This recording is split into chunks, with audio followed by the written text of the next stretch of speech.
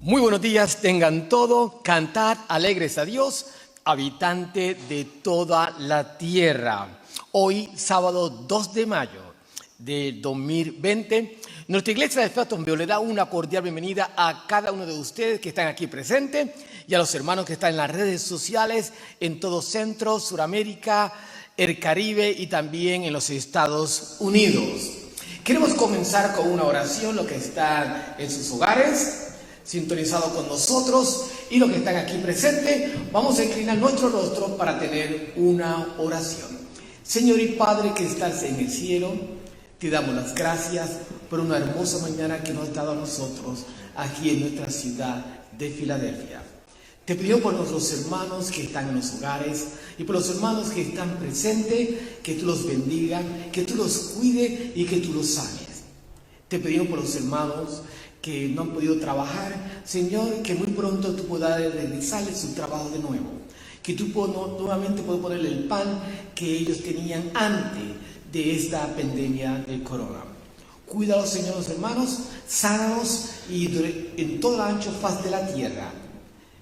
A todos nuestros hermanos, cuídalos, Señor, y bendícelos, porque todo te lo pedimos en el nombre del Padre, y el Hijo y el Espíritu Santo. Amén.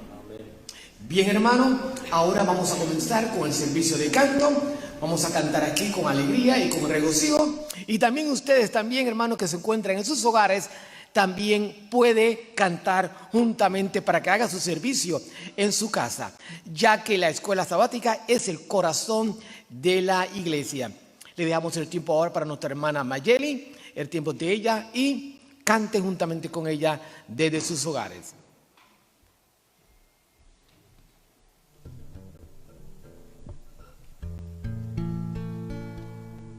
Feliz sábado, mis hermanos. El Señor les bendiga. Vamos a cantar el himno número 77, Yo canto el poder de Dios. Yo canto el poder de Dios, del Creador Jesús. Habló con su potente voz y apareció la luz. Yo canto el poder de aquel que en alto puso el sol. En la pradera el clavel, en playa el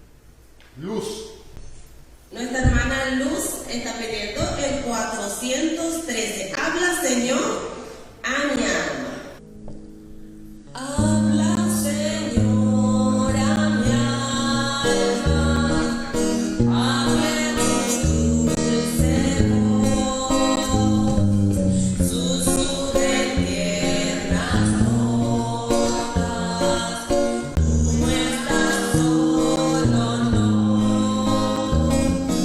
mi corazón prepara, presto a escuchar tu canciones mi alma llena de gratitud y fe. Háblame dulces notas, háblame con amor, ya la victoria es tuya, no tengas más temor.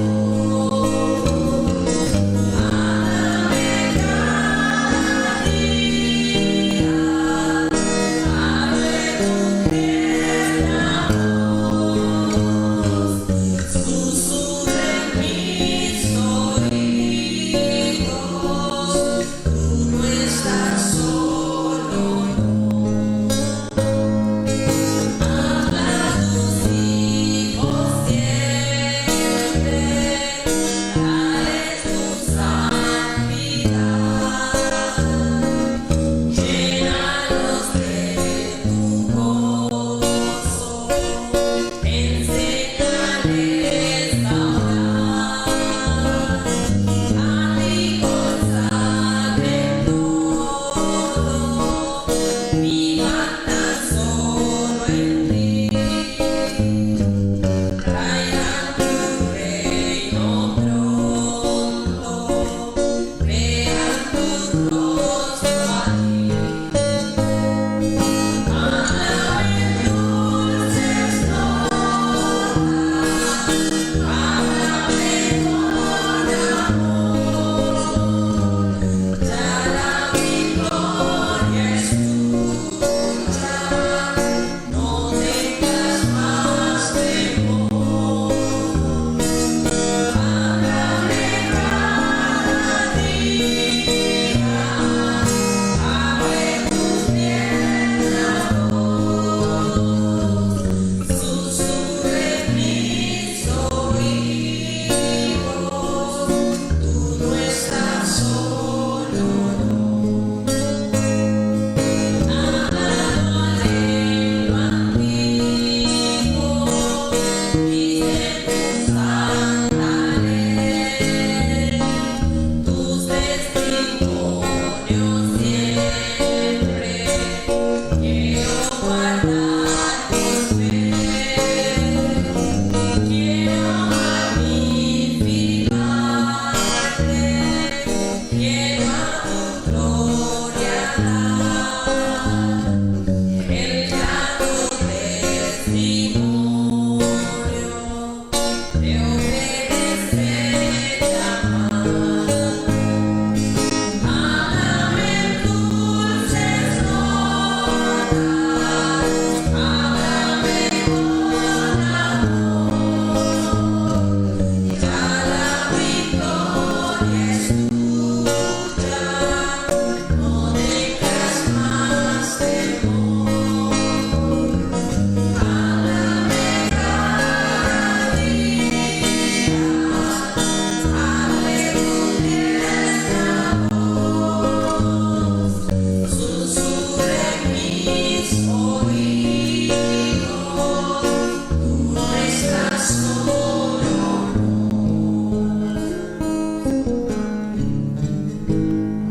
Muy bien, gracias por su participación.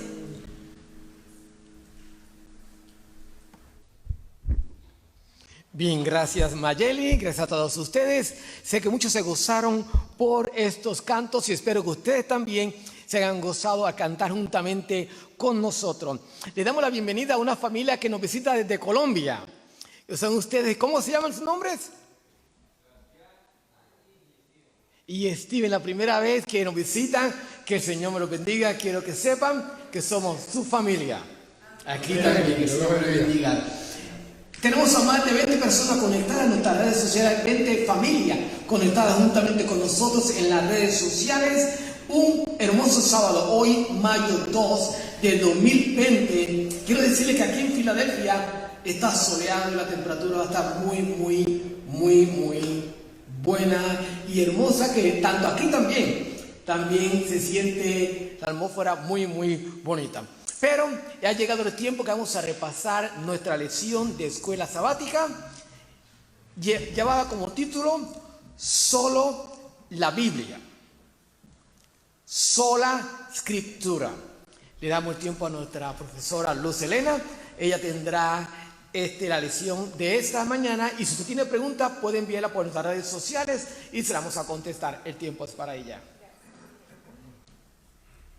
Buenos días, feliz sábado. Para nuestra familia colombiana que nos visita, yo también soy de Colombia. Bienvenidos. Bueno, como dijo Edwin, el título de la lección, Solo la Biblia, sola escritura. Quiero que mencionemos el versículo de memoria que dice: porque la palabra de Dios es viva y eficaz y más cortante que toda espada de dos filos, y penetra hasta partir el alma y el espíritu, las coyunturas y los tuétanos, y discierne los pensamientos y las intenciones del corazón. Hebreos 4:12. Con este versículo quiero que inclinemos nuestras cabezas y le pidamos a Dios que sea Él quien nos ayude en el estudio de esta lección y nos ayude, y sea Él quien dirija nuestros pensamientos en el día de hoy. Padre nuestro, Señor que estás en los cielos, gracias te damos por este día y por la oportunidad que nos das de reunirnos, estar aquí en tu casa, y los hermanos que están a través de las redes. Amén. Ayúdanos hoy, Señor, a entender tu palabra y aprender cada día de esto que tú has escrito para nuestra vida. Amén. Amén. Bueno, empezamos con el día domingo. Dice la Biblia como norma imperante. Dice aquí que el protestantismo nació por una necesidad. Cuando yo estaba en mi escuela, yo fui católica por muchos años, yo he contado esta experiencia mucho tiempo, y yo estudié en colegio católico. Y a nosotros nos enseñaban que el protestantismo de Martín Lutero básicamente quería negar la presencia de la Virgen y muchas creencias que la Iglesia Católica nos mostraba. Pero uno ya aprendiendo y profundizando en la Biblia y lo que dice, realmente el protestantismo lo que quería era salvar la palabra de lo que la tradición estaba haciendo. Porque dice aquí que la tradición es importante y la tradición puede servir de base para nosotros aprender, pero no puede superar lo que la palabra escrita de la Biblia está. Entonces dice que Martín Lutero buscaba con esta frase, solo escritura, poner la palabra de Dios por encima de la tradición, salvaguardarla por encima de cualquier doctrina que la Iglesia estuviera impartiendo o dando. Aquí hay otro punto importante también. Nosotros sabemos que la Iglesia somos nosotros, esta comunidad que nosotros formamos, y nos congregamos en un sitio.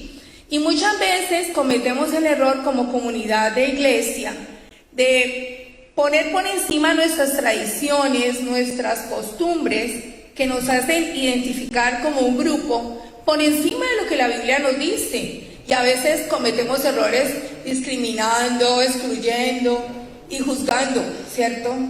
Y esto es lo que quiere Martín Lutero recalcarnos hoy. No podemos dejar nunca que la tradición, las costumbres de los hombres esté por encima de lo que la palabra de Dios tiene escrito. Vamos a buscar 1 Corintios 4:6. ¿Qué nos dice allí 1 Corintios 4:6?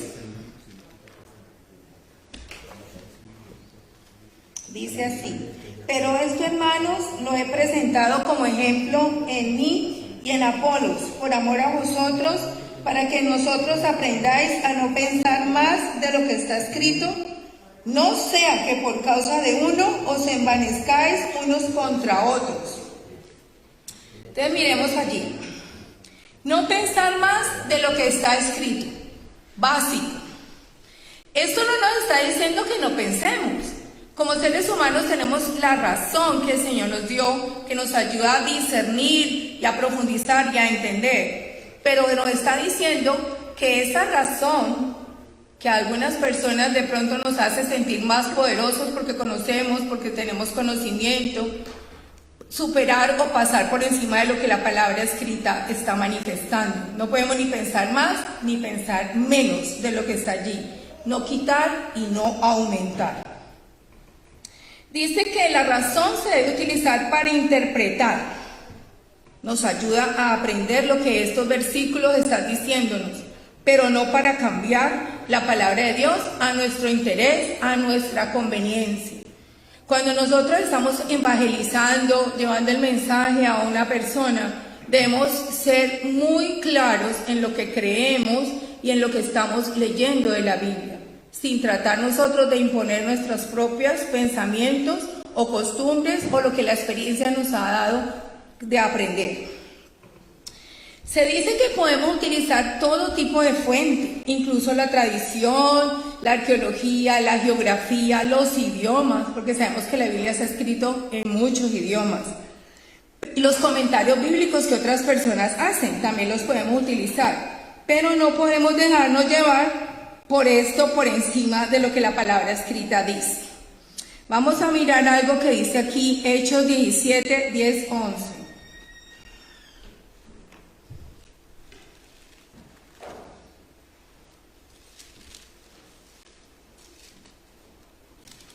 Hechos 17 dice así: inmediatamente los hermanos enviaron de noche a Pablo y a Silas hasta Berea. En cuanto llegaron, entraron en la sinagoga de los judíos. Estos eran más nobles, los bereanos, que los que estaban en Tesalónica, pues recibieron la palabra con toda la solicitud, escudriñando cada día las escrituras para ver si estas cosas eran así. Esa es la manera como nos están invitando a que recibamos la palabra. La debemos recibir con humildad. ¿Qué significa humildad? A veces confundimos la palabra humildad con esclavizarnos, con someternos. No, ser humildes es escuchar y aprender sin juzgar lo que nos están diciendo. Y escudriñar significa estudiar. Entonces, si yo escucho una prédica o me dan un tema, yo voy a apuntar esos versículos y yo misma los voy a leer para tratar de comprender y profundizar en lo que me han enseñado. A ver, Mayeli. Sí, con referente a lo que estás diciendo, ¿verdad? Cuando surge un malentendido, ¿verdad? Entre un concepto de lo que se esté hablando, solo la Escritura nos puede llevar nosotros a la verdad. Amén. La Biblia tiene que ser la norma imperante, porque si hay algo que nos lleva a nosotros a confundirnos, porque suele pasar que entre diferentes nominaciones, ¿verdad? Vamos a encontrar siempre un concepto que como que lo interpreta de una manera y entonces nosotros lo interpretamos de otra. Entonces, la Biblia, ella misma, nos va a llevar a la verdad. Eso es cuando la escudriñamos y cuando vemos que la Biblia, como norma imperante, lo que la Biblia dice, eso es. No importa el concepto que yo pueda tener, ¿verdad?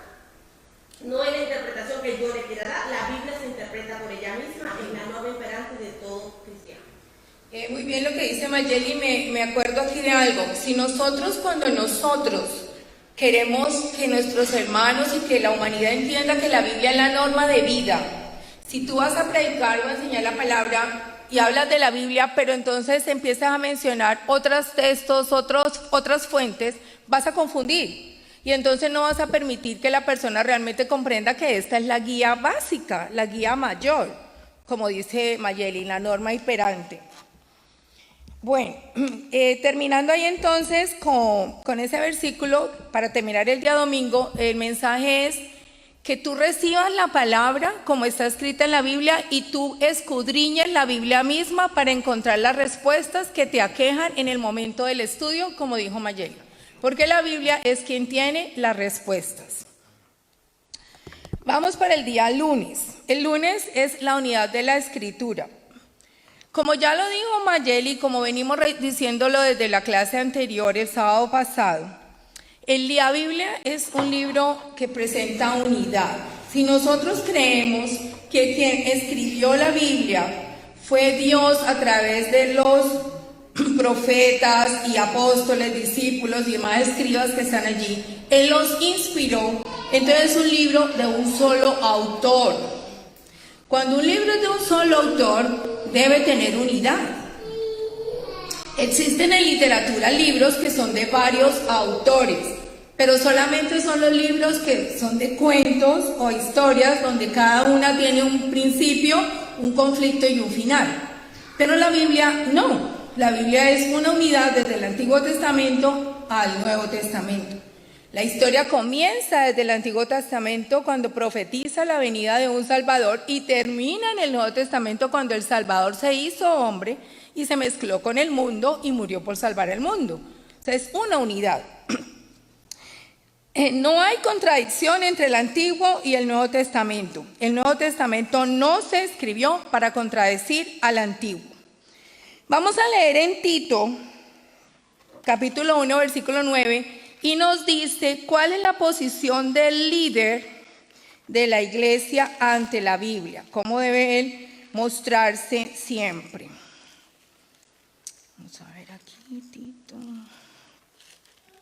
Tito 1 y el versículo 9 dice: retenedor de la palabra, fiel tal como han sido enseñada, para que también pueda exhortar con sana enseñanza y convencer a los que contradicen. Entonces volvemos otra vez al punto. Yo voy a enseñar la palabra, yo voy a dar un estudio bíblico. Yo tengo que creer en lo que estoy transmitiendo. Tengo que conocerlo y creer en la fuente que estoy utilizando. De esta manera voy a evitar que la persona que está recibiendo el estudio se confunda o entre en contradicción. Siempre como maestro, el maestro se debe caracterizar porque conoce de lo que habla y está seguro de lo que está hablando para que la persona que está escuchando pueda realmente convencerse de lo que está aprendiendo. Dice aquí, el líder de iglesia debe retener la palabra, escudriñarla, guardarla y predicarla como está escrita. Por esta razón, cuando se predica o se estudia un tema, debemos apoyarnos en todos los versículos que se refieren al tema. Ese es otro punto importante. Si yo voy a hablar de un tema, no puedo hablar de un versículo específicamente. Tengo que buscar muchos versículos que hablen del mismo tema para apoyar mi estudio.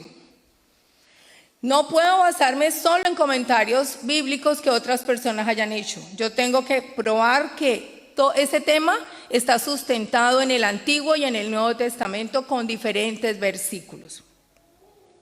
La unidad de la Biblia nos permite tener unidad doctrinal y tener poder convincente y liberador. Por tal razón no existen contradicciones. Si la palabra es la luz en mi vida, mi guía, yo no puedo permitirme caer en contradicciones y mucho menos que por lo que yo enseñe otra persona vaya a caer en contradicciones, porque entonces ya no habría luz. El Nuevo Testamento amplía los temas del Antiguo Testamento y el Antiguo Testamento se desdobla en el Nuevo Testamento, o sea, los dos se apoyan conjuntamente. De ahí entonces que podamos decir que la Biblia es una unidad. Ese sería el día lunes. Si no hay allí preguntas, entonces continuamos con el día martes. El día martes lo quiero empezar con un versículo que está en Juan, capítulo 5, versículo 39. Nos dice lo siguiente: escudriñad las Escrituras, porque a vosotros os parece que en ellas tenéis la vida eterna, y ellas son las que dan testimonio de mí. Entonces, ahí está otra vez, hermanos, la invitación. Más claro no puede ser. No es solo leer la Biblia, es estudiarla. Y estudiarla es escudriñarla con atención. ¿Cómo se escudriña la Escritura? Pues miren, la Biblia nos lo dice en Isaías 28:10. Dice: porque mandamiento tras mandamiento, mandato sobre mandato, renglón tras renglón, línea tras línea, un poquito aquí, un poquito allá. Esa es la manera como hemos de estudiar la Biblia. Tomar varios versículos sobre un tema, buscar renglón por renglón. Si no entendemos palabras, usamos diccionarios para entender lo que esa palabra significa. Pero no salirnos de la misma Biblia. Miren, aquí hay preguntas. ¿Y cómo las estamos contestando? Con los versículos de la Biblia. Ella es la que nos va a llevar por el camino de la claridad. No queremos decir que en la Biblia no hayan partes que parezcan un poquito difíciles o complicadas. Obviamente, si quien la escribió fue Dios y nosotros somos seres humanos. Pero la misma Biblia nos va a ayudar. Miren, por experiencia, en mi corto tiempo que llevo estudiando la palabra, a veces he escuchado un tema, un versículo y no lo he entendido muy bien. Luego vuelvo a escucharlo, a leerlo y se me va aclarando los puntos. Es cuestión de estar estudiando. Y algo muy importante, en oración. Pedir siempre en oración que el Señor nos esté guiando, que el Señor ayude a aclarar esos pensamientos que se nos asaltan cuando leemos la Biblia. Mayen. Sí. Me gusta esta parte que dice que hasta los niños pueden entender la Biblia. Y en mi experiencia, ¿verdad? Me he dado cuenta que cuando le leo la Biblia a Meilín, ella puede entender historias de Mateo, Marcos, Lucas, las puede entender muy fácil. Otras historias sí las hemos tenido que leer hasta 3 veces, ¿verdad? Sí. Pero que el Señor, ¿verdad? Así como tú dices, con oración, con humildad, el Señor está alumbrando nuestro corazón, el Espíritu Santo está allí, el que nos va prácticamente a aclarar, abrir prácticamente nuestros ojos para ver y entender mejor. Pero para eso debemos escudriñarlas. Exactamente. Así como dice, renglón por renglón. Un versículo, tal vez pensemos nosotros que leernos la Biblia en un año es bueno. Sí, es bueno, sí es bueno, ¿verdad? Pero es también mucho mejor, digamos, podemos atesorar mejor esos pequeños versículos cuando los estudiamos bien, cuando los estudiamos completo, cuando ese versículo nos lleva a otro versículo, cuando nosotros, entonces, así vamos adquiriendo un amplio conocimiento de la palabra de Dios. Muy bien, eso que dice Mayeli es importante. Miren que la Biblia, la experiencia cristiana nos da herramientas valiosas. El año bíblico, para mí, me sirve para tener esa práctica, esa rutina de estar leyendo la Biblia todos los días. Pero la lección es la que me va a permitir profundizar en el estudio. Porque cada que leemos un día de lección nos lleva a varios versículos que nos permite adentrarnos profundamente ya en el conocimiento. Entonces son herramientas que podemos utilizar como cristianos para poder seguir en este camino y aprender cada día más. Muy bien. En el día miércoles nos dice, la Escritura interpreta a la Escritura. Veamos a San Lucas 24. El versículo 27, 44 y 45 y dice, y comenzando desde Moisés y siguiendo por todos los profetas, recuerden que Moisés es el Pentateuco, los 5 primeros libros, siguiendo por todos los profetas, Jeremías, Isaías, les declaraba en todas las escrituras lo que de él decían. ¿Qué está diciendo allí el Señor? Que la Biblia desde el principio está hablando de él. No podemos creer que solo en el Nuevo Testamento, cuando ya Él se hizo carne, es que solamente lo menciona. Hay muchos versículos que con sorpresa yo misma he encontrado que nos hablaban del Salvador. Luego dice en el versículo 44, estas son las palabras que os hablé estando aún con vosotros, que era necesario que se cumpliera todo lo que está escrito en mí, en la ley de Moisés, en los profetas y en los salmos. Lo que les digo, en el Antiguo Testamento ya se vislumbraba que el Salvador iba a venir al mundo. Entonces les abrió el entendimiento para que comprendieran las Escrituras. Ahí está básicamente lo que hemos dicho. Dios es el que nos abre el entendimiento. A ver, hermano, allá nos ayuda con algo. Pastor, ¿usted levantó la mano? Oh, ok. Sí, entonces como les digo, Dios es el que nos abre el entendimiento, ¿cierto? Y nos está diciendo que desde el Antiguo Testamento al Nuevo Testamento hay una coherencia lógica, hay una unidad. Se empieza a hablar del Salvador y, como les digo, en el Nuevo Testamento ya tenemos la dicha de saber de Él, de conocerlo en carne. Jimmy. Sí, por eso es que en Romanos, si búscame Romanos 15:4. En Romanos 15:4 vamos a entender lo que el apóstol Pablo escribió a los romanos. Dice, porque las cosas que se escribieron antes, ¿para quién? Para nuestra enseñanza se escribieron, a fin de que por la paciencia y la consolación de la Escritura tengamos esperanza.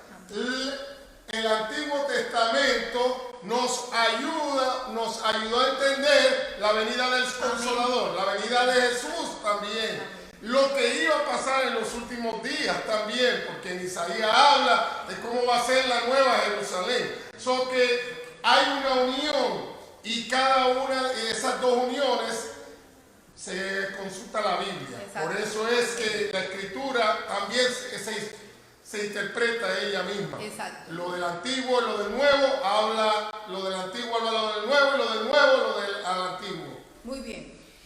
Aquí, gracias Jimmy por tu aporte. Es importante también algo que nos habla aquí del contexto. Miren, cuando tú lees un versículo, a mí me encanta, he escuchado a muchos predicadores que siempre nos dicen, bueno, vamos a ver en qué contexto este versículo aparece. ¿Qué es el contexto? Es el momento histórico, el lugar, la situación donde ocurre algo o se escribe algo. Ok, 5 minutos, muy bien. Pero el contexto es importante. Miren, un ejemplito básico. Nosotros venimos a la iglesia todos los sábados, las mismas personas, hacemos prácticamente lo mismo, pero el contexto no es igual. Porque emocionalmente no estamos igual, porque la prédica no va a ser la misma, los temas son diferentes. Entonces, el contexto para estudiar los versículos es importante. Es decir, si usted va a estudiar un versículo, trate de leer toda la historia para que entienda exactamente el sentido de ese versículo. Es otra manera de interpretar la Escritura. Vamos para la última parte, sola Escritura y Elena de White. Muy bien, este punto es importante porque a veces surgen muchas contradicciones con los textos de Elena de White. Entonces dice, si la Biblia es la luz mayor, es la sola Escritura, es la norma imperante, ¿qué pasa con los textos de Elena de White? Si se nos dice que a ella también Dios la inspiró para escribir. Pues ella misma lo dice en Conflicto de los Siglos, el capítulo 5, página 81, ella dice... De hecho, repetidamente dice que la Biblia es la máxima autoridad y la norma final para todas las doctrinas, la fe y la práctica. Luego, en el mismo Conflicto de los Siglos, capítulo 12, ella claramente apoyó y mantuvo el gran principio protestante de sola Escritura. Luego, ella dice en Mensajes Selectos, ¿sí? En el tomo 3, capítulo 30, página 32 dice, mis escritos son una luz menor para guiar a los hombres y mujeres a la luz mayor, que es la Biblia. Entonces, ahí está. No lo estamos diciendo nosotros, lo está diciendo ella misma en sus escritos. Elena de White, sus textos maravillosos son un apoyo que tenemos nosotros para poder interpretar lo que la luz mayor, que es la Biblia, nos dice. Ella misma lo aclara, no está por encima de la Biblia. ¿Sí? Yo traje como una conclusioncita que dice, la Biblia misma debe ser su intérprete. Elena de White no puede ser un atajo. Hay que profundizar en el contexto y en los versículos apropiados sobre cada tema. ¿Listo? ¿No hay preguntas? Les agradezco mucho su participación y que Dios los bendiga y a estudiar para el próximo sábado. Amén.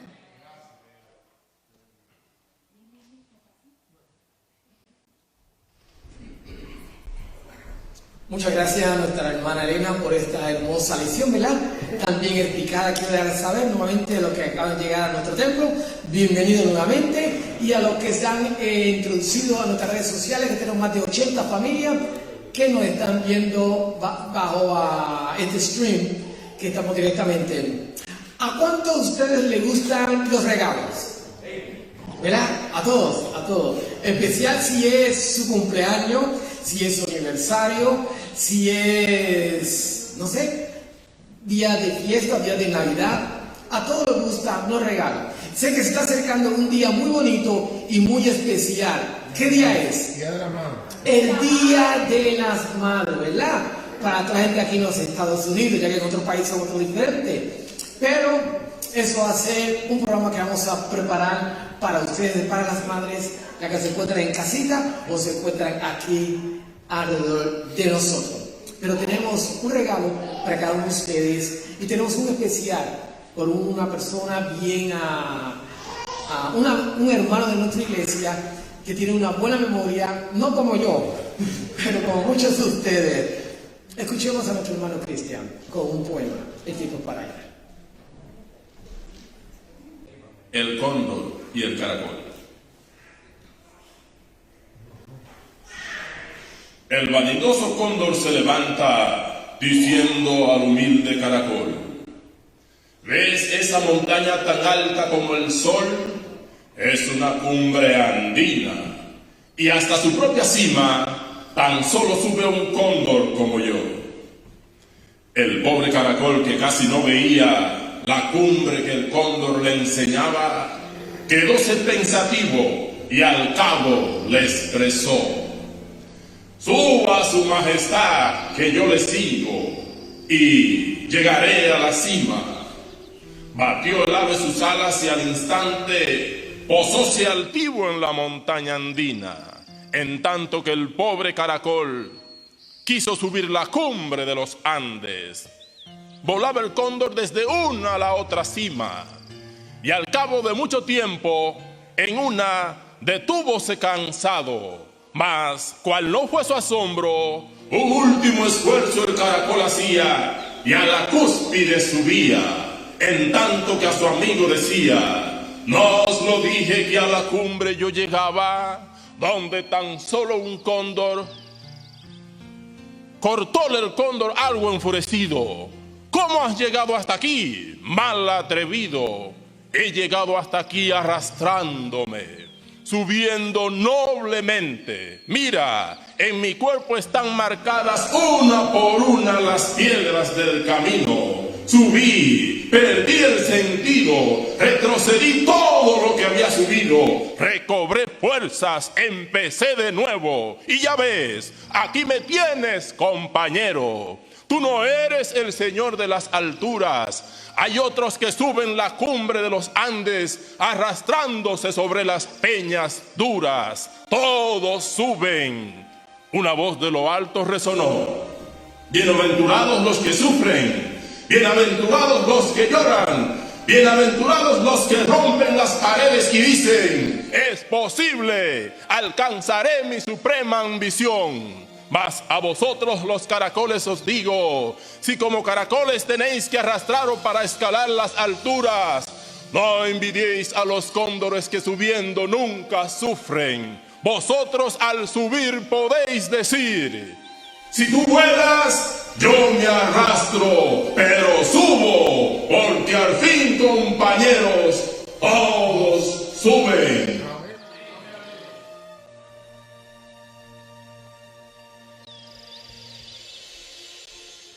Gracias, ¿verdad? Qué hermoso. Pero ahora vamos a cerrar nuestra escuela sabática, vamos a inclinar nuestro rostro y tener una corta oración y después entrará el servicio de los cantos y vamos a seguir alabando el nombre de nuestro Dios. Inclinemos nuestro rostro. Señor Jesús, te damos gracias, Padre, por este día, esta hermosa mañana tan especial, por este principio del mes de mayo, que tú nos has protegido hasta ahora y nos seguirá protegiendo, Señor. Pidiéndote que lo que hemos repasado por nuestra hermana Elena, esta lección de escuela sabática, de las escrituras de tu palabra, que es verdad, y nos prepara a nosotros para tu venida. Quédate con nosotros en el nombre de Jesús. Amén. Con usted, nuestra hermana Mayeli.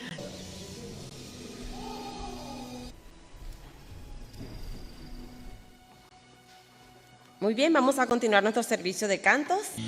Fuente de la vida eterna y de toda bendición.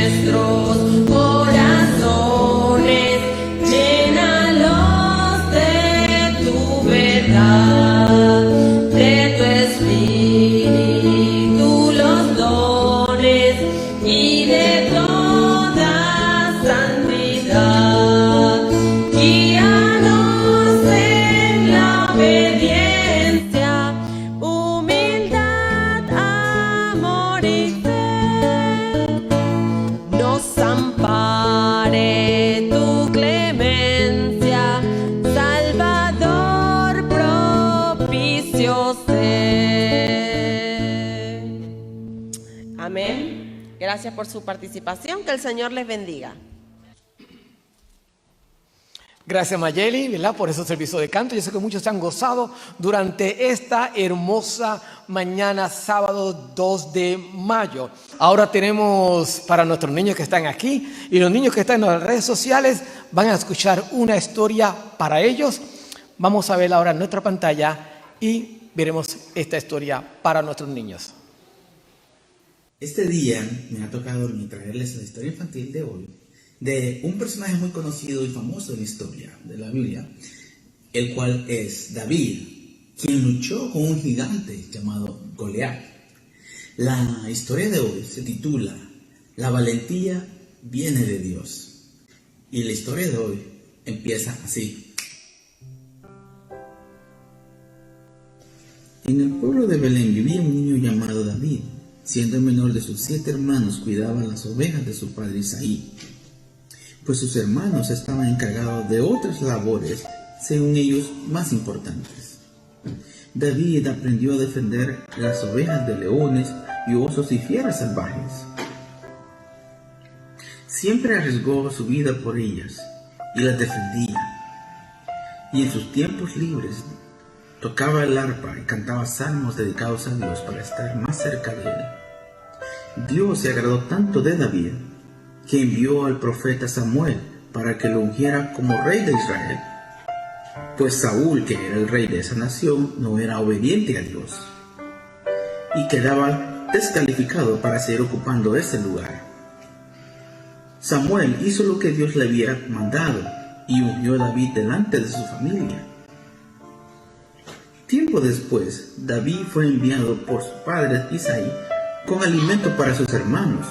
Ellos se encontraban en el campo de batalla, sirviendo en el ejército del rey Saúl, el rey de Israel.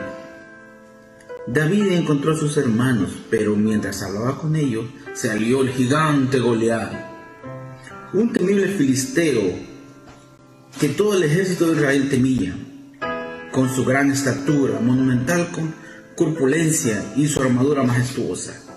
Este gigante salía todos los días al campo de la batalla a retar a los israelitas, a ver si alguien se enfrentaba con él. Saúl y todo su ejército estaban atemorizados, pero cuando David escuchó esto, le dijo al rey Saúl: yo lo enfrentaré, Dios está conmigo. Eso le sorprendió al rey al ver que era solo un muchacho, cuidador de ovejas, y entonces le dijo: Goliat es un hombre de guerra que tiene mucha experiencia en batallas, tú no podrías con él.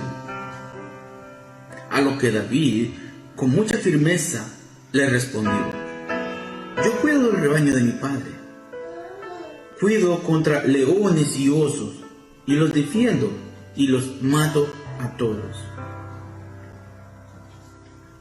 Si este siervo de su majestad mató leones y osos, lo mismo puede hacer con este filisteo pagano, porque está desafiando al ejército de Dios viviente. El Señor, que me libró de las garras de leones y del oso, también me librará del poder de este filisteo. Con mucha confianza David se preparó, tomando su honda y 5 piedras lisas del río. Llegó entonces a la línea de batalla en la cual estaba el gigante Goliat. Comenzó a burlarse de David, pero eso no le molestó en absoluto. David estaba tan seguro de la batalla. Y le dijo a Goliat: tú vienes delante de mí con espada, lanza y jabalina. Señor Todopoderoso de los ejércitos de Israel, a quien los desafiado, hoy me ha dicho que me he entregado en mis manos y yo te derrotaré. Sin vacilar, David hizo girar su honda, tiró la piedra y con tanta fuerza que cayó incrustada en la frente del gigante Goliat. Al instante cayó, y como era tan grande, hizo un gran sonido. David derrotó al gigante, gritaron todos contentos. ¡Viva! Como se dieron cuenta, mis niños, todo lo podemos en Cristo. Tal y como nos lo dice el versículo de hoy que nos encontramos en Filipenses 4:13. Todo lo puedo en Cristo que me fortalece. Con esas palabras nos despedimos de esta historia infantil. Esperamos les haya agradado y nos vamos a ver muy pronto. Antes de despedirnos vamos a orar y le vamos a pedir a Lunita que nos ayude también a orar. Oremos. Padre, Señor eterno, buen Dios, mi Rey, te damos gracias por este día maravilloso, por la oportunidad de compartir con nuestros niños, Señor, esta hermosa historia. Te rogamos, Señor bendito, podamos gozarnos del sermón el día de hoy. Te lo pedimos todo en el nombre de tu amado Jesucristo. Amén. Bueno, mis niños, adiós. Bien, le damos las gracias a nuestro hermano desde su casa, ¿verdad? Que está dando una linda historia para los niños. Y ahora tenemos un especial por nuestro hermano Cristian. El tiempo es para él y después escucharemos nuestro tema de esta mañana por nuestro hermano David Crespo, después de esta poesía. Mal cerradas las heridas que recibió ayer mismo en el tormento, presentóse en la arena sostenido por 2 esclavos, vacilante y trémulo. Causó impresión profunda su presencia. Muera el cristiano, el incendiario, el pérfido, gritó la multitud con un rugido por lo temible semejante al trueno. Y como si aquel insulto hubiera dado vida de pronto y fuerzas al enfermo, Marciano, al escucharlo, irguióse altivo, desprendióse del brazo de los siervos, alzó la frente, contempló la turba, y con un raro vigor firme y sereno, cruzando solo la sangrienta arena, llegó al pie mismo del estrado regio. Puede decirse que el valor de un hombre a más de 80,000 impuso miedo, porque la turba, al avanzar Marciano, como asustada de él, guardó silencio. Llegaron a todas partes sus palabras, que resonaron en el circo entero. César le dijo: miente quien afirme que a Roma he sido yo quien prendió fuego, y lo juro ante Dios quien me está oyendo. Pero si mi delito es ser cristiano, haces bien en matarme, porque es cierto. Creo en Jesús, practico su doctrina, y la prueba mejor de que en él creo es que en vez de odiarte te perdono, y al morir por mi fe muero inocente. No dijo más. Terminó su discurso tranquilo y sereno, al mismo tiempo que un fiero león saltaba al circo, su rizada melena sacudiendo y la ancha boca con delicia abriendo.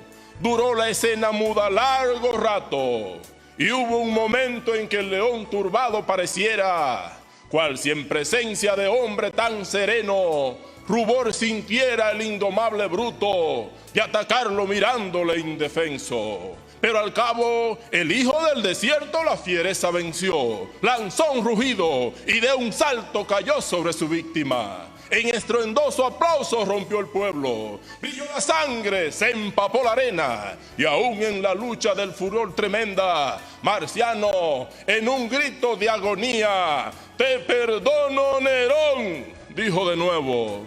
No dijo más. Aquel grito fue el último. La salpa del feroz animal cortó el aliento, y al poco ya no quedaban más que unos ropajes rotos y esparcidos sobre un cuerpo también roto y deshecho. Una fiera bebiendo sangre humana y una plebe frenética aplaudiendo.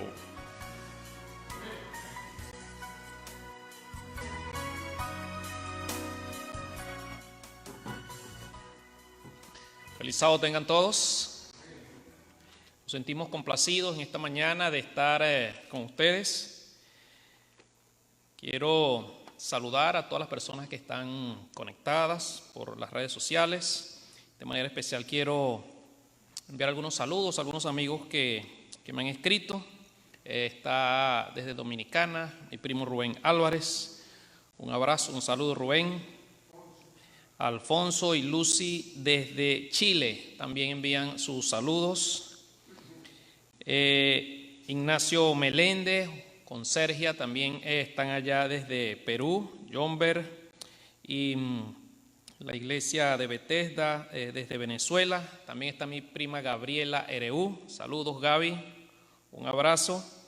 Desde Panamá, también grandes amigos, Delia y Jaime Mendoza. Gracias, Delia, por estar conectados. Y así muchos más, que no podemos mencionarlos a todos. Gilbert también me escribió desde Chile. Así que saludo para todos, un abrazo, se les quiere, se les extraña. Y que el Señor pueda bendecirles en la mañana de hoy, junto a todas aquellas personas que están conectadas, junto a mis hermanos que hoy visitan la iglesia. Quiero que cerremos nuestros ojos para orar y de esta manera abrir la palabra de Dios. Padre bendito, en esta hora te damos las gracias por tu amor, por tu cuidado en nuestras vidas. Gracias porque eres un Dios de amor, porque sin merecerlo nos sobreabundas de tu misericordia.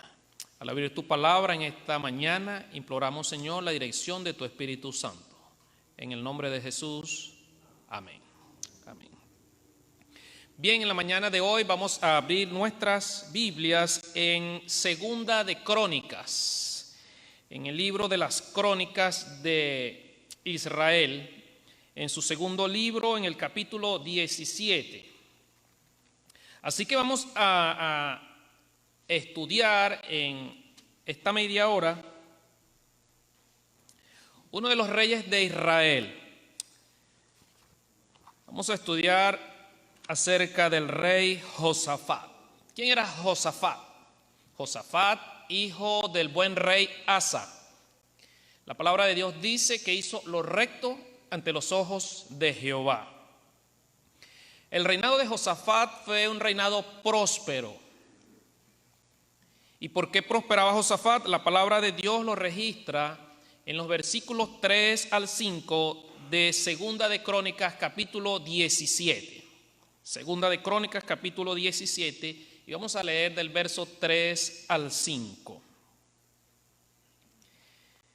Y dice la palabra de Dios: y Jehová estuvo con Josafat, porque anduvo en los primeros caminos de David su padre, y no buscó a los Baales, sino que buscó al Dios de su padre, y anduvo en sus mandamientos, y no según las obras de Israel.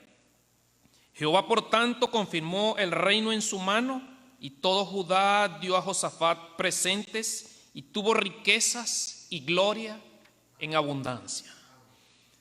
¿Por qué tuvo riquezas y gloria en abundancia Josafat? La palabra de Dios dice que el Señor lo confirmó cuando Josafat de corazón buscó a Dios. Cuando leemos en Crónicas, estos versículos siguientes nos hablan de que Josafat se preocupó desde sus inicios por la espiritualidad de Israel. Así que llamó a los levitas y a un grupo de príncipes y les encargó la enseñanza a Israel. Y así que sus príncipes y sus levitas se expandieron por todas las ciudades, por todas las aldeas, enseñando la palabra de Dios. Pero además de esto, los versículos del 10 en adelante, vamos a leer algunos otros versículos, dice: y cayó el pavor de Jehová sobre todos los reinos de la tierra que estaban alrededor de Judá, y no osaron hacer guerra contra Josafat. ¿Por qué no hicieron guerra contra Josafat? Le temieron. Dice que el temor de Jehová cayó sobre los reinos vecinos. ¿Y qué hacían los filisteos? ¿Qué hacían los árabes? Traían ofrendas, traían presentes a Josafat para hacer la paz. Y dice el verso 12, iba pues Josafat engrandeciéndose mucho y edificó en Judá fortalezas y ciudades de aprovisionamiento. Y dice el verso 13, tuvo muchas provisiones en las ciudades de Judá y hombres de guerra muy valientes en Jerusalén. De los versículos siguientes, del 14 al 19, menciona a algunos de sus generales y el ejército que tenía, que superaba el 1.000.000 de soldados. Pero no eran soldados cualquiera. La palabra de Dios registra claramente que eran hombres esforzados. Usted lo puede leer en los versos siguientes. Hombres dispuestos para la guerra. Así que en el sentido de defensa de la nación, Josafat se encontraba, podríamos decir, blindado, con un gran ejército que superaba el 1.000.000 de soldados, todos muy esforzados. Así que el reino de Josafat, desde sus inicios, fue un reino próspero y de gran bendición. Y al rey ser bendecido, entonces la nación recibía también las bendiciones de Dios. El reino estaba seguro, el reino estaba tranquilo porque Dios los dirigía. Años después, el relato bíblico menciona que Josafat cometió algunas equivocaciones.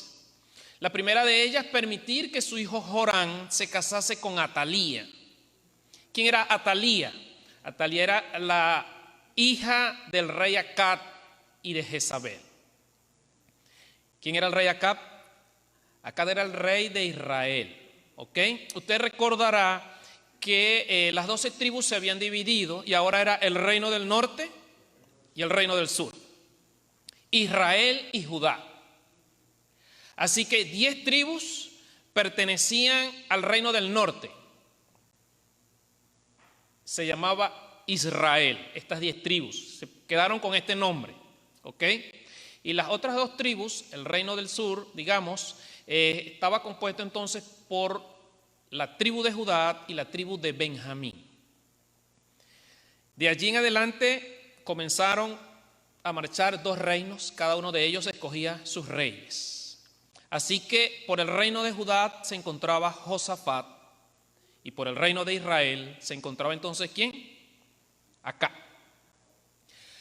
Pero el reino de Israel en tiempos de Acab, que durante muchos años pues compartieron los mismos periodos de tiempo, tanto Josafat y Acab en sus reinos diferentes, se distinguían mucho, pues Judá era próspero espiritualmente y Acab estaba comandando Israel y Israel se encontraba en apostasía. Así que permitir que su hijo Joram se casase con Atalía no fue una buena decisión para Josafat. Se realizó la unión, ¿verdad? Acá tratando de unir a las 2 naciones, pero era más que todo para sentir el apoyo de Judá en caso de ir a la guerra, pues sabía que Judá estaba siendo bendecida por Dios y sabía del ejército con el que contaba Judá. Sabiendo el rey Acab que su reino no tenía la bendición de Dios, pues eso le hacía temer, aunque su reino también era numeroso.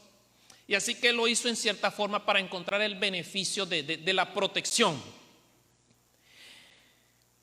Pasado algún tiempo, en el capítulo 18, registra que Acab invitó a Josafat a su reino, le recibió, hizo un gran banquete. Y el versículo 3 del capítulo 18 de Segunda de Crónicas dice lo siguiente: y dijo Acab al rey de Israel, y dijo Acab, rey de Israel, a Josafat, rey de Judá: ¿quieres venir conmigo contra Ramot de Galaad? Y él respondió: yo soy como tú y mi pueblo como tu pueblo. Iremos contigo a la guerra. Otra mala decisión de Josafat. Empeñó su palabra sin consultar a Dios. Iremos contigo a la guerra. O sea, en medio de la fiesta, en medio del banquete, en medio de la reunión, Acab sabía que era el momento. Le dijo: ven conmigo a la guerra. Y Josafat accedió. Pero el relato bíblico registra que luego de esto Josafat como que reflexionó, como que pensó que no era una buena decisión, y así que él dijo, pero ¿acaso no hay algún profeta de Dios que podamos consultar y preguntarle si hemos de ir a la guerra? Y acá dijo, sí, por supuesto, aquí tengo 400 profetas de Jehová. Y los consultó. ¿Y ustedes saben cuál fue la respuesta? Vamos a leerla allí rápidamente. Allí en Segunda de Crónicas, capítulo 18. Dice el relato, el versículo 5 de Segunda de Crónicas 18. Entonces el rey de Israel reunió a 400 profetas y les preguntó, ¿iremos a la guerra contra Ramón de Galaad o me estaré quieto? Y ellos dijeron, sube, porque Dios los entregará en manos del rey. ¿Qué estaban diciendo los profetas? Que era el momento de ir a la guerra, que fuesen a la guerra. ¿Y hablaron en nombre de quién? De Jehová. Pero Josafat, que su vida había sido espiritual, y aunque estaba cometiendo un error, como que no se convenció de la respuesta, y entonces dijo, pero ¿acaso no hay algún otro profeta al que podamos consultar? Y la palabra de Dios registra, allí vamos a leer los versos siguientes, el 6 y el 7. Pero Josafat dijo, ¿hay aún aquí algún profeta de Jehová para que por medio de él consultemos? El rey de Israel respondió a Josafat, aún hay aquí un hombre por el cual podemos preguntar a Jehová, mas yo le aborrezco, porque nunca me profetiza cosa buena, sino siempre mal. Este es Micaías. Algunas versiones dicen que era Miqueas, hijo de Inla. Y respondió Josafat, no hable así el rey. Así que hicieron venir a Miqueas. Y ustedes saben lo que dijo Miqueas. Vamos al versículo 16. Entonces Miqueas dijo, he visto a todo Israel derramado por los montes como ovejas sin pastor. Y dijo Jehová, estos no tienen señor, vuélvase cada uno en paz a su casa. ¿Qué estaba anunciando Miqueas? La destrucción. No había permiso de Dios para ir a la guerra. Esta consulta que se hizo con Miqueas debió ser la evidencia más contundente para quedarse en casa. Pero ¿saben qué? Acab decidió ir a la guerra. ¿Y saben qué hizo Josafat? Decidió apoyar a Acab. Error. ¿Y saben por qué lo hizo? Porque había empeñado su palabra. Y así que no quiso quedar mal allí con el rey. Iremos. Sabía que ya Dios había hablado por medio de Miqueas, pero él aún así decidió ir a la guerra. Y para contar y quizás no leer tanto allí, los versículos siguientes dice que fueron a la guerra. Israel fue derrotado y en medio de la guerra el rey Acab, una saeta lo hirió y murió. Es más, el relato bíblico registra que en un momento Josafat fue rodeado también por el ejército enemigo. ¿Y saben qué hizo Josafat? En medio de su miedo y de su angustia, dice que rogó a Dios que lo salvase.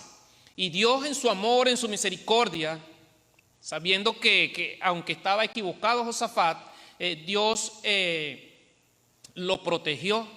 Y así, de manera, digamos, inesperada, el ejército se retiró y dejó a Josafat tranquilo.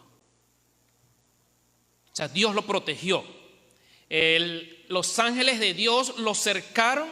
Los soldados no pudieron hacer nada, hermano Jimmy. Y entonces Josafat pudo volver tranquilo. Pero regresando a Judá, iba reflexionando acerca de sus malas decisiones que había hecho, porque había empeñado su palabra en una mala empresa.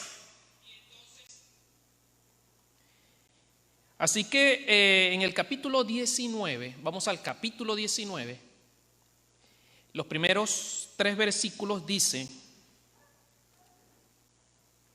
Josafat, rey de Judá, volvió en paz a su casa en Jerusalén. Segunda de Crónicas 19, del 1 al 3. Y le salió al encuentro el vidente Jehú, hijo de Ananí, y dijo al rey Josafat: ¿al impío das ayuda y amas a los que aborrecen a Jehová? Pues ha salido de la presencia de Jehová ira contra ti, pero se han hallado en ti buenas obras, por cuanto has quitado de la tierra las imágenes de acera y has dispuesto tu corazón para buscar a Dios. El profeta Jehú reprendió a Josafat. Josafat aceptó la amonestación que venía de parte de Dios, y el relato bíblico registra que luego de esto Josafat entonces se dedicó a fortalecer la parte espiritual de Israel. Se había equivocado, sí, el pueblo lo sabía, pero el pueblo, por fortuna para Josafat, había sido espiritual.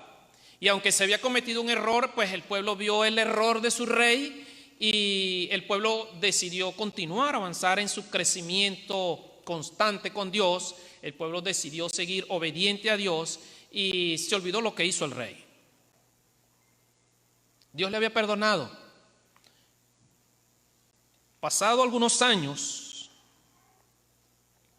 dice el capítulo 20 de Segunda de Crónicas, historia bien interesante que usted puede revisar allí en casa.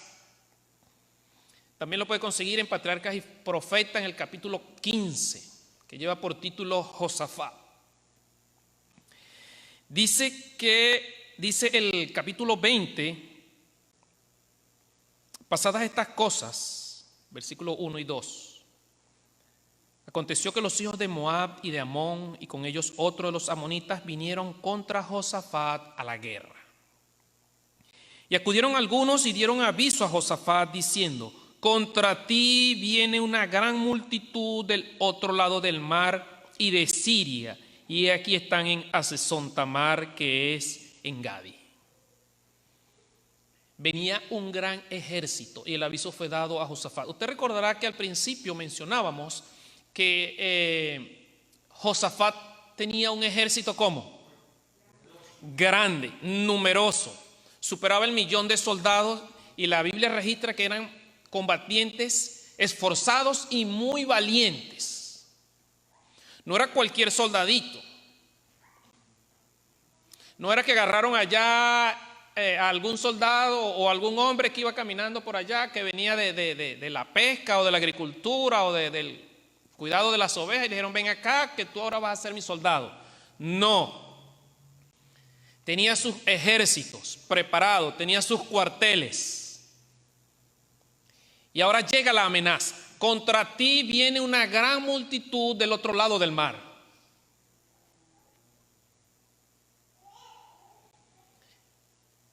Josafat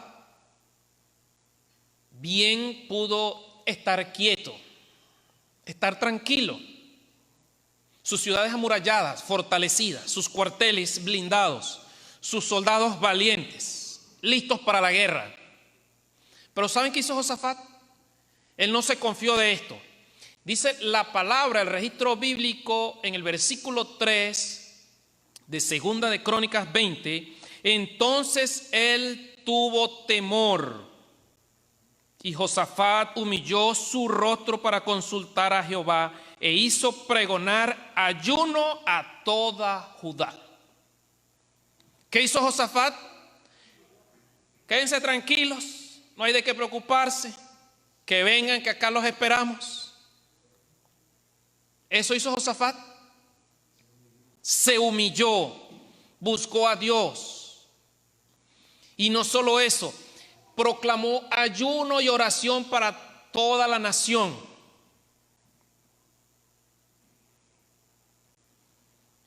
Y dice el verso 4, y se reunieron los de Judá para pedir socorro a Jehová, y también de todas las ciudades de Judá vinieron a pedir ayuda a Jehová. Mire, el pueblo de Judá era un pueblo espiritual, y ellos podían de pronto decir, bueno, está bien que vengan. No, ellos buscaron a Dios. ¿Qué hace el cristiano ante la amenaza del enemigo? ¿Qué hacemos? ¿Qué hacemos ante la amenaza de enfermedad? ¿Qué hacemos ante la amenaza de muerte? ¿Qué hacemos ante la amenaza del desempleo? ¿Hay desempleo estos días? ¿Sí hay? Claro que sí hay. ¿Es solo aquí en Filadelfia? No, es allí en Chile, es allí en Ecuador, es allí en Dominicana, en México. Es global. Y les voy a decir algo. Y no es por jactarme, sino como testimonio, ¿ok? El 25, 26 de junio de este año cumplimos acá en este país, pastor, 4 años. ¿Ok? Cumplimos 4 años. Llegamos un sábado y ya el lunes había comenzado a trabajar. ¿Ok? Y gracias a Dios siempre el trabajo ha estado, hermano Cristian, constante. 5 o 6 meses con alguien, 3, 4. Pero ha habido momentos en que de pronto uno se queda allí algunos días sin empleo. Pues nosotros sabemos lo que es eso. Todos lo sabemos. Pero fíjense lo siguiente. Desde que comenzó el asunto de la epidemia, ¿ok? El empleo entonces, ¿qué pasó? Se vino abajo. Y así que ya no se trabaja constante de lunes a viernes, más incluso en lo que fue noviembre, diciembre, enero, trabajé hasta los domingos y querían que trabajara los sábados, todos los viernes era el mismo problema. Y yo los sábados no vengo y ellos, bueno, pero tuve que trabajar esos varios meses allí de domingo a viernes. Por supuesto llegó este asunto, el trabajo se vino al piso para todos y ya entonces el trabajo un día sí, 3 no, un día sí, una semana no, 2 días sí, 10 días no. Y yo sé, usted sabe de lo que estamos hablando. Pero les voy a decir algo. En este tiempo, ¿verdad? En este tiempo de coronavirus, no había trabajado tampoco. Pero no había recibido tanta bendición en este periodo, pastor.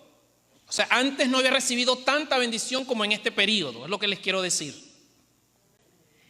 Mire, es que no les voy a contar mucho detalle porque no me va a creer, pero después usted me puede preguntar y consultar. Pero miren, no había trabajado tampoco desde que llegué a este país, pero tampoco había recibido tanto como en este momento. ¿Qué es eso? ¿Qué significa eso? ¿Qué quiere decir eso? ¿Se olvida Dios de sus hijos? ¿Sí? ¿Se olvida? ¿Que resuelvan? ¿Se lava Dios las manos en este asunto? ¿Por decirlo? No. Dios está atento de sus hijos. Dios está atento de sus criaturas. Y no hay, pero ni un motivo para dudar. No lo hay.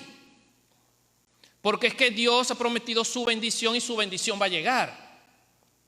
Nosotros tenemos que aceptarlo, creerlo, no dudar. Y Dios lo va a hacer.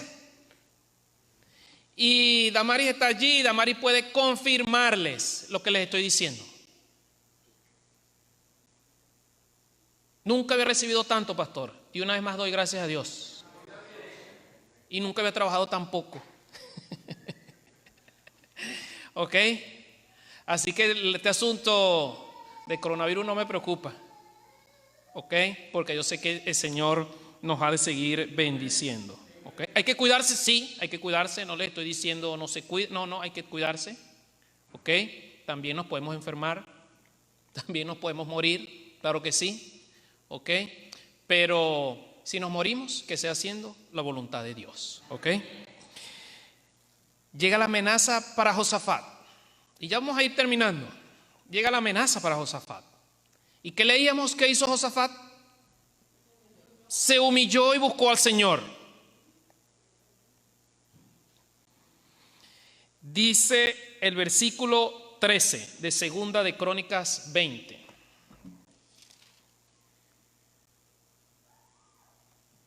Y toda Judá estaba en pie delante de Jehová, con sus niños, sus mujeres y sus hijos. ¿Quiénes estaban allí? Todos estaban allí orando. Qué maravilloso es esta historia. Yo no sé si los que están en casa, que hace tiempo que por el motivo pues, que todos conocemos no están acá. Yo no sé cuál ha sido la experiencia, no la sé. Esa es una experiencia individual. Pero estamos extrañando la iglesia y deseamos llegar. O estamos felices así, tranquilos en casas, acostados allá en la cama, viendo el Facebook. Y que siga porque yo aquí estoy muy bien, acostado en cama. No sé cuál es la experiencia, no lo sé. Pero nuestra experiencia durante este tiempo tiene que ser de mayor crecimiento espiritual. Que cuando pase esto, que no sabemos si va a pasar, si se va a quedar, y si pasa, vendrá algo peor. De eso usted y yo estamos claros. Eso no es nada extraño.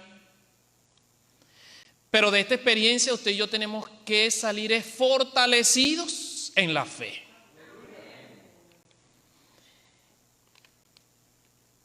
Anoche me reunía allí pues por medio de las redes sociales. Me reuní con Carla y su familia. Estábamos estudiando allí algo interesante en el momento de recibir el sábado.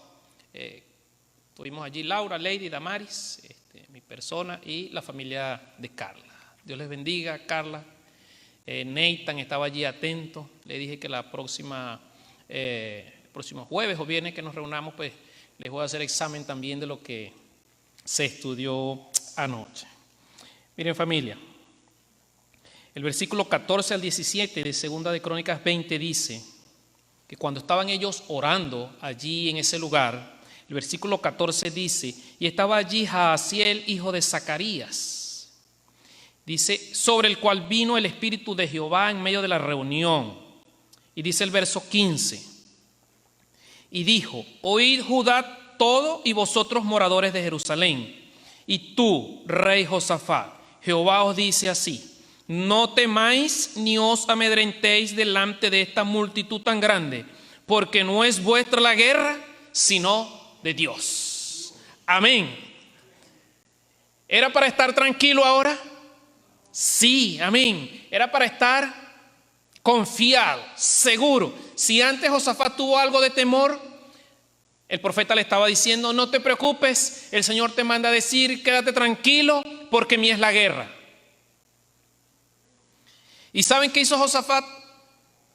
Familia, al día siguiente era el día de la guerra, hermano Edwin. Al día siguiente era el día de la batalla, era el enfrentamiento. Josafat preparó sus ejércitos. Josafat preparó al pueblo y les dijo, mañana a la mañana saldremos a la guerra. Y lo podemos leer allí.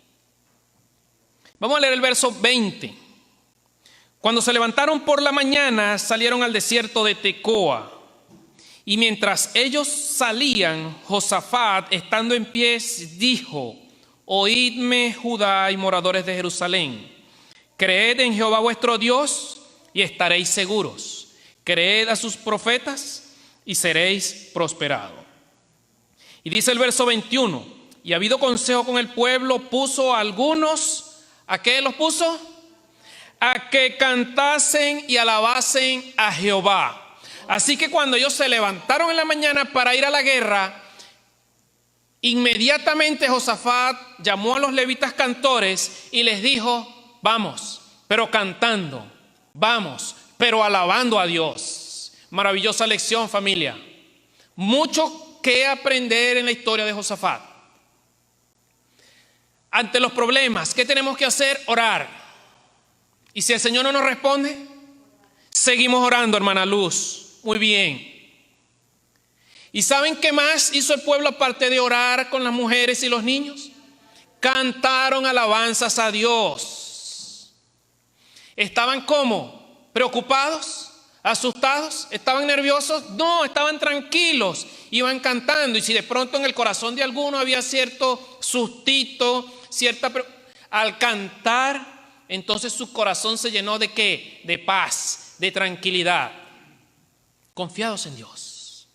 Así que en medio de nuestras luchas y de nuestros problemas, familia, oremos, pero también cantemos sin temor. ¿Qué música estamos escuchando en casa? ¿Cuál es nuestra música preferida para colocar en los celulares? Pensemos, familia, ¿estamos cantando al Señor? ¿Lo estamos alabando?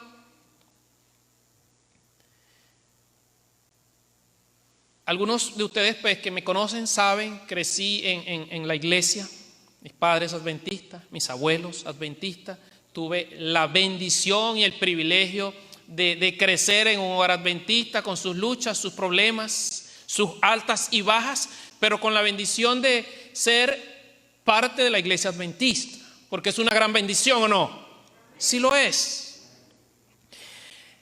Siempre hubo algo en la iglesia que me llamó la atención y tiene que ver con el canto.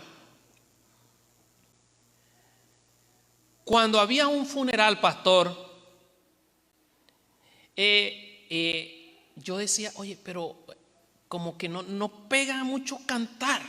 O sea, la gente está llorando, algunos están tristes, desconsolados, y nosotros llegamos aquí a cantar. Y desde niño siempre esa fue mi preocupación. Como a los 25 años me llamaron para trabajar como anciano de iglesia. Por allá a los 28 años me llamaron para dirigir un grupo, la familia de Bethesda, un grupo que estaba comenzando a formarse en un hogar de una de las hermanas. Y allí estuvimos trabajando por 10 años hasta el día que nos vinimos. El grupo que comenzó con 7, 8 personas, gracias al cielo, cuando regresamos o cuando dejamos de estar con ellos allí, pues ya el grupo superaba las 60, 70 personas. Ya un templo construido. Y les digo esto porque cuando comencé a trabajar como anciano de iglesia, y a veces le informaban a uno, oye, que falleció un hermano o un familiar de algún hermano, hay que ir allá, están llamando para que los ancianos vayan y tengan el servicio. Pues se hacía, se tenía la meditación, se cantaba, pero como que esto aún, Mayeli, como que seguía chocando conmigo el hecho de llegar allá cantando. Y recuerdo a Jaime Mendoza, no sé si aún está conectado allí por Facebook, Jaime allí con su guitarra, cantando. Pero en una oportunidad, una hermana de la iglesia, ya falleció, la hermana Esther Urquiola. En una oportunidad, su padre, también miembro de la iglesia, director de diáconos, el hermano falleció. Y llegamos allá pues a tener la actividad. Fue muy doloroso, fue muy triste, fue para la iglesia, pues era uno de los baluartes, pero falleció. Había que despedirlo. Se realizó la ceremonia allí, pues conforme a lo que está establecido. Y se cantó. Se tuvo la meditación. Tiempo después, escuchaba de los labios de Esther decir, allí dando un testimonio, ella decía, cuando mi padre falleció, y ella hablaba acerca de su dolor, de su tristeza en su corazón, pues era de las menores de la familia. Ella decía, lo único que me daba consolación, decía ella, era el canto. Entonces ella hacía referencia a que cuando llegamos ese día, estaba allí el féretro de su padre, Llegaron los hermanos, llegaron los amigos, los vecinos. Ella allí en su dolor, ella dice, lo único que me daba paz y calma en medio de esa tragedia eran los cantos que elevaban los hermanos. Allí fue donde entendí, pastor. Nacido en la iglesia, formado en la iglesia. Pero de labios de una hermana pude oír cuando decía, en medio de mi tragedia y mi dolor, era el canto, eran las alabanzas a Dios lo que me daba paz, lo que me daba consuelo. ¿Hay poder en el canto? Lo hay. En medio de su dolor, familia, cante alabanzas a Dios. Esa mañana Josafat se fue a la batalla y el pueblo iba cantando. ¿Qué estrategia militar era esa? Ninguna.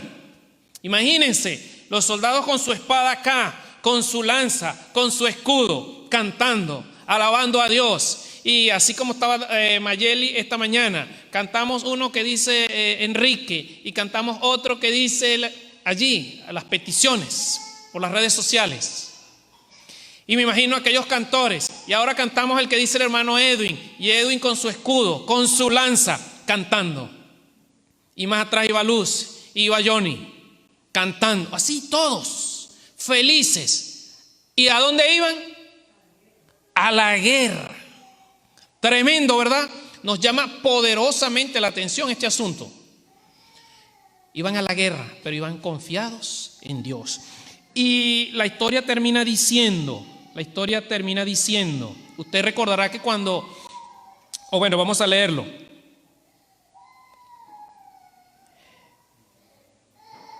El versículo 24. Y luego que vino Judá al desierto, miraron hacia la multitud, hacia los ejércitos enemigos, y aquí que yacían ellos en tierra muertos, pues ninguno había escapado. ¿Y cómo es que estaban muertos? Usted lee los versículos previos a esto y dice que los mismos ejércitos enemigos, que se encontraba uno en unas montañas, el otro en el otro lugar, los otros en el valle, pues ellos entre sí lucharon. Los que venían a luchar contra Israel, contra Judá, lucharon entre sí. El Señor los confundió. El Señor allí permitió que esto sucediese. Todos se mataron, todos, no hubo ni uno que sobreviviese. Y cuando llegó Judá a la batalla, estaban todos muertos. Ustedes saben que también luego de la batalla se recogía allí lo que se llama el botín de guerra. ¿Ok? Perdiste y yo tomo lo que quiera de ti. Eso sucedía así en las guerras. Y eso era allí rápido, eso no era allí para, lo que se pudiese recoger en el momento. Pero me llama también la atención lo siguiente. El versículo 25. Vinieron entonces Josafat y su pueblo a despojarlos, ¿ok? A tomar el botín. Hallaron entre los cadáveres muchas riquezas, así vestidos como alhajas preciosas que tomaron para sí, tantos que no los podían llevar. 3 días estuvieron recogiendo el botín porque era mucho. Amén. Poderoso, ¿verdad? Tremendo. 3 días recogiendo el botín. O sea, ¿cómo salió esa gente? Con mucha riqueza de ese lugar. Porque cuando Dios bendice, Dios no es que medio bendice. ¿O sí? Cuando Dios sana, medio sana. ¿Es así que actúa Dios? Cuando Dios bendice, ¿cómo es? En abundancia. A manos llenas. Y en la historia de Josafat, el Señor lo repite una vez más. Si somos obedientes al Señor, el Señor nos va a bendecir en abundancia. Haya epidemias, haya guerras, haya enfermedades, el Señor nos va a bendecir. Y quiero finalizar leyendo de profetas, de patriarcas y profetas, allí del capítulo 15 de Josafat, 2 párrafos. ¿Ok? El primero de ellos dice, vamos a cantar el himno Maye, todas las promesas. ¿Ok? Miren lo que dice. Si hoy se alabase más a Dios, si hoy ¿qué? Se alabase más a Dios, aumentaríamos constantemente la esperanza, el valor y la fe. Aumentaríamos constantemente. ¿Hay beneficio en cantar, en alabar a Dios? Amén. Esto fortalecería las manos de los soldados valientes que hoy defienden la verdad. Un párrafo más que quiero leerles. Y con esto terminamos. Dios fue la fortaleza de Judá en esta crisis. ¿Quién fue la fortaleza de Judá? Dios fue la fortaleza de Judá en esta crisis y es hoy la fortaleza de su pueblo. Aquel que tiene todo el poder es nuestra torre de defensa. En toda emergencia debemos recordar que la batalla es suya. Sus recursos son ilimitados y las imposibilidades aparentes harán tanto mayor la victoria. Que Dios nos bendiga, que Dios nos ayude y podamos seguir creciendo cada día en confianza y en fortaleza, porque el Señor viene pronto y hemos de estar con Él por siempre. Que el Señor les bendiga.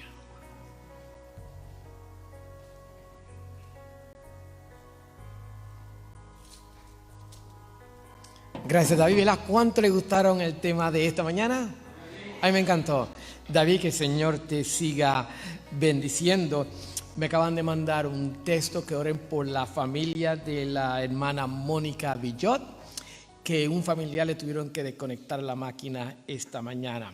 Oremos por la familia de ella. Mientras tanto, hermanos, vamos a seguir alabando el nombre de nuestro Dios. Le pedimos a Mayeli que cantemos ese hermoso himno que se me olvidó de momento. Todas las promesas, no tengo la memoria pero en 5 años me va a aprender esa poesía.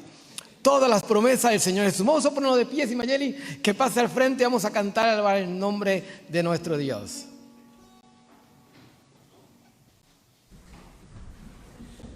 De pie, por favor. Todas las promesas del Señor Jesús. Todas las promesas del Señor Jesús son apoyo poderoso de mi fe. Mientras luche aquí buscando yo su luz, siempre sus promesas confiaré.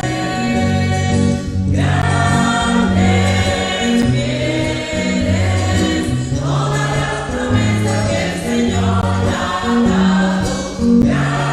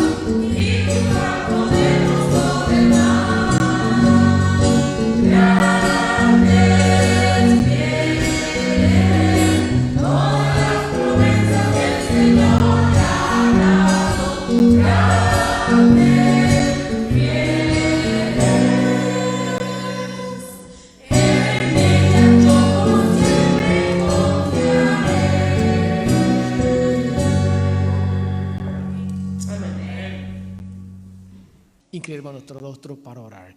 Señor Jesús, te agradecemos por tantas bendiciones que tú nos das. Te agradecemos, Señor, porque tú nos has protegido, nos has dado vida, nos has dado trabajo, nos has dado alimento. Y te agradecemos, Señor, porque nos has dado el privilegio de reposar un sábado más en esta tierra. Te pido que nos lleves hacia nuestros hogares y nos traiga de regreso el próximo sábado. Porque te lo pedimos en el nombre del Padre, el Hijo y el Espíritu Santo. Amén. Buenas tardes, tengan todos.